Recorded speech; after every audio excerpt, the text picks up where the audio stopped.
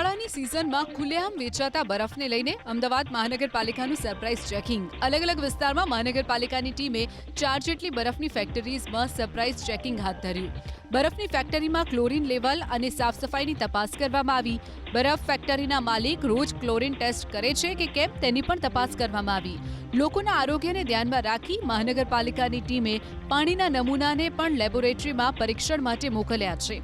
પાણીનો એક નમૂનો ખાનગી લેબમાં જ્યારે બીજો નમૂનો દુધેશ્વરની સેન્ટ્રલ લેબોરેટરીમાં પરીક્ષણ માટે મોકલાયો. તો સુરતમાં પણ મહાનગરપાલિકાની ટીમ આવી છે એક્શનમાં. અડાજણ, કતારગામ, અટવા, વરાછા વિસ્તારમાં આવેલ મેંગો શેકની 21 અને આઈસ ડીશની 15 જેટલી દુકાનો પર દરોડા પાડવામાં આવ્યા. શહેરમાં ઝાડા ઉલટીના કેસ વધતા આરોગ્ય વિભાગની ટીમે અલગ અલગ દુકાનોમાંથી ખાદ્ય ચીજવસ્તુઓના નમૂના લઈને પરીક્ષણ માટે મોકલ્યા.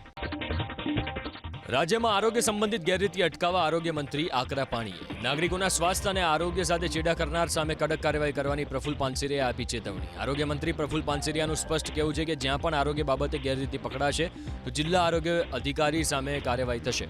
એટલું જ નહીં, જે વિસ્તારમાં ખાદ્ય સામગ્રીમાં ભેળસેળ પકડાશે તો તે વિસ્તારના ફૂડ ઇન્સ્પેક્ટર વિરુદ્ધ કડક કાર્યવાહી કરાશે. જે વિસ્તારમાંથી આરોગ્યની બાબતે ચેડા કે નિયમનું ઉલ્લંઘન થશે તો આરોગ્ય અધિકારી સામે કાર્યવાહી કરવાની આરોગ્ય મંત્રી પ્રફુલ્લ પાનસેરિયાએ સૂચના આપી.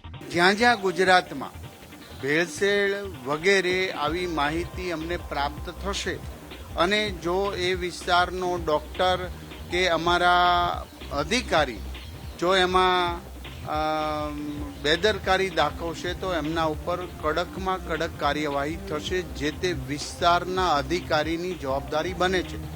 એ પછી ભેળસેળ હશે, ગર્ભપાત હશે કે અનેક કોઈ પણ આરોગ્યની વિરુદ્ધની પ્રવૃત્તિ છે એમાં જે તે વિસ્તારનો ફૂડ ઇન્સ્પેક્ટર હશે કે જિલ્લા આરોગ્ય અધિકારી છે એમને પણ આ પરિણામ ભોગવવું પડશે.